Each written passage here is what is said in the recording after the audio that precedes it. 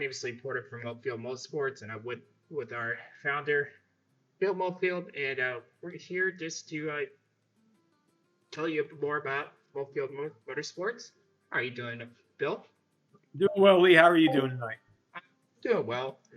So what got you started in the esports business per se? Like Well, what got you you in know, racing? it's before the business component was, was being a participant. Understanding coming up through F1 2019, F1 2020, then got hooked into iRacing. Of course, all through the pandemic. So there was plenty of time to race, plenty of time to learn. But I quickly saw I'm an entrepreneur at heart, and I quickly saw where I think we could have actually created a business out of this, and that's where we started. Our first component, our first leg of this was WJM Motorsports, and we created our team, we created our structure, worked on our sponsors, and come to find out, I mean, sponsors are just as hard to get as they are in the real world, you know, and then it's morphed into a model that Fernando Takahashi, who's our director of marketing, and he's much more than that, but he come up with a business model, and I think it's an excellent model, and that's the model we've been following. So with that, it comes with some challenges and obstacles. So when you were first starting, what challenges and obstacles did you face while starting up this Well, motorsports team? well, once I started, once I secured the financing, and that was, it was, working with through my wife, and explaining that, I'm going to want to spend some money to see if we can get this thing to go. I worked under the methodology of build it and they will come, and that didn't happen. And then the challenges that came were as they are in the real world. There are our sponsors, but I'm a firm believer in surrounding myself with good people and letting them do what I've asked them to do, and I think that's exactly where we're sitting at right now. So, but the challenges, as always, is looking for sponsorship. With that, um, how did we how were we able to get sponsors for this juncture? Because it's not like a brick and mortar where you can just go and hey, this is what we have. It's something that's virtual, which makes it a little bit more difficult. So what did it take to get the sponsors, and how have we progressed in that side? Well, and Lee, you brought up a really good point here. Is that it's not brick and mortar. See, when I first started the business, I've owned businesses in the past. I've owned successful businesses in the past, uh, but I based them under, it was a brick and mortar type of business. I had no clue what I was to anticipate as a virtual side of a business like this, and but once we secured the financing, build it and they will come. Learned, what we should and shouldn't be doing. Brought on the right people, such as yourself, Fernando, Dom, Dalton, TJ, and then what I've learned in the sponsorship program. Back to your original question was that uh, you start with the people you know. Okay, when you're looking for a sponsor, you start out with your friends, your family, people you know. Give them the opportunity to say no, and that's exactly how we got in our sponsorships. We start every one of them is pretty much our Skull Candy and GoPro, of course, are corporate. But the others are just from people that we know, and convince them and showed them. And it wasn't necessarily even convincing, but showing them that there's potential value in supporting this team. So with that, what successes have we had with our current sponsors? Well, I mean, I'd have to defer the numbering to Fernando, but the numbers are impressive. I mean, when we're looking at national averages, click through averages, and so forth, and so how it's all measured.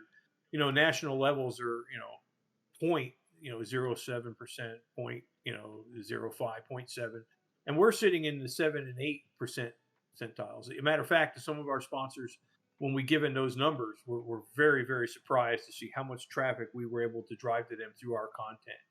And then Fernando has been working with them and showing them the value of uh, placing their money with us. But that's the once we realized, got away from the brick and mortar side of this and realized that, hey, this is a virtual team, so I'm going to have to understand or get people around me to understand virtual business, understand the virtual life. Once we started doing that, started to show the sponsors that we have reached, uh, I consider that a great success story. All right. So with that, we got to put together tactics. We got to put together strategy.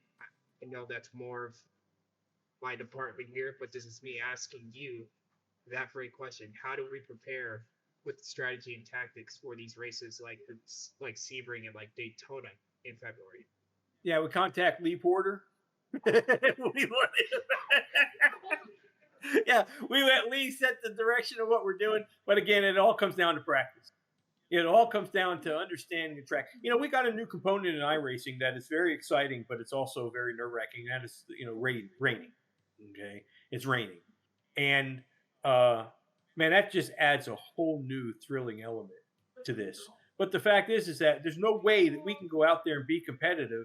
And the first time I get on the track, and it's bad enough when it's not raining, but when Yep. Sebring and it's raining, and I mean it's bumpy, and so I mean I physically walked in my life. I physically walked every inch of Sebring because I had the track safety contract there, and but the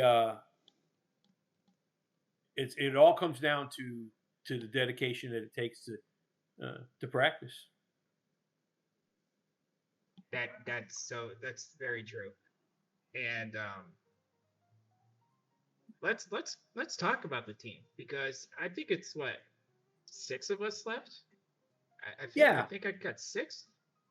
So let's start with Fernando here. He was your first driver. He was your first road driver. So let's start with like what Fernando brings to the table here. Well, what doesn't he? Okay, I mean, yeah, when you look at it and you understand the model that he put together, I mean, he is clearly steering the ship. I mean, he knows the direction that it needs to go, and he's been dedicating himself to this. Uh, but the fact is it's his model, and it's working. And we started with, we had 31 drivers at one time. It was under that mentality: build it and they will come. Okay, well, that was a poor mentality at the time. But you live and learn. But Fernando, and the fact is that with Fernando, he understands the virtual world. He understands what it takes to get out there. He understands what the audience is and where the audience is. That's another big one right there. Where is our audience? And he understands that. We got a new driver. We all know it's Dom, my partner in crime. What, with Dom? Yeah, Yep.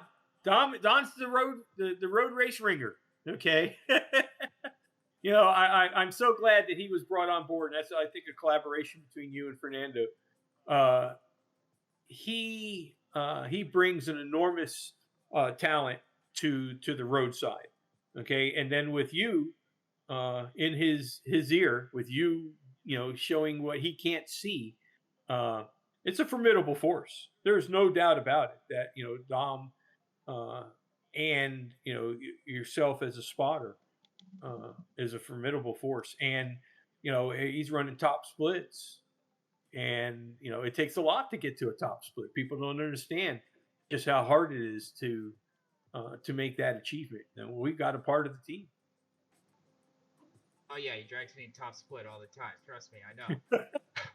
So drags me with him every weekend. I just had to take the day off today. Yeah. Now you've got Dalton and TJ. I know I don't get to see either of those two that much because they're on the oval side, even though I have driven a lot more lately. Not many very people may know these two. What do they bring to the table? Well, TJ Peters, he's a mechanic for Legacy Motor Club. That's where Jimmy Johnson and Richard Petty. He is a pretty unique young man. He really is. I get great hope in watching TJ and what he's capable of doing, and what he understands the value of hard work, and he understands what it takes to keep a team going. And but his insight, to the real world and how we can relate our virtual racing to his real world racing is invaluable. And of course, the contacts that he has. I mean, he has an enormous amount of contacts that we can pull from, and we've actually gotten sponsors from those contacts. But with that, also, I mean, he's on a NASCAR race team, so he's very busy, uh, and we see his value to keep him with the team. So what we had done is we brought in Dalton Randolph to work as a co-driver with him, to allow TJ, to focus on what he has to with his race team, and let Dalton pick up the Newton Insurance Agency logo to help fill some of the gaps when TJ's busy with actual racing. And he's a winner. Okay, I mean that's why he is a winner. He's I think he got 4 in a row in some of his leagues. He's running top splits. He's going to run in top 3 podium positions. I am so glad that we have Dalton on board, and we've been watching Dalton for a while. I mean, we just brought him on for this season, and he showed. Well, he showed us, not just told us. He showed us he wanted to be part of this team. What is the future of Muhlfeld Motorsports down the road? Well, obviously, it's to put more drivers on the road, because if we put more drivers on the road, that means that we're bringing more sponsors in.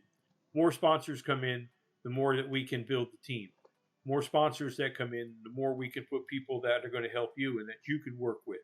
The more sponsors that come in, the more we may get a sponsor that wants dirt trucks. The Pro 4s. Who knows? Sponsors king at that point. If that's what they're looking for, then chances are we're going to be able to put them in it. But no, the future, I believe, is bright with Muhlfeld Motorsports. I really do. And again, the model and the direction that we follow is following Fernando. It'd be senseless. Again, I believe in surrounding myself with good people and letting them do what I've asked them to do, and ask Fernando to right this ship, and he has done so, and it'll be his to right. There's no doubt about it. I'd like to thank you for this interview. We got a lot of good information in, and hopefully down the road we can have this talk again in the right direction. Yeah, that sounds good to me. And matter of fact, I would love, Lee, for you to talk to all the other drivers, get their experiences and so forth. I think this is a great segment that you would enjoy doing, and I would like to see it. We'll work on it. That's definitely for sure. Okay, we will do that. Okay. Well, Lee, hey, thank you. I'm going to work on the Dom next. Yeah, right. Well, thank you for all your hard work. Thank you for your vision that you see, and thank you for sticking with us. We've had our ups and downs, but you've stayed there with us, and I appreciate that. Oh yes, it's. I'm glad to be a part of what we're doing here. Okay, good.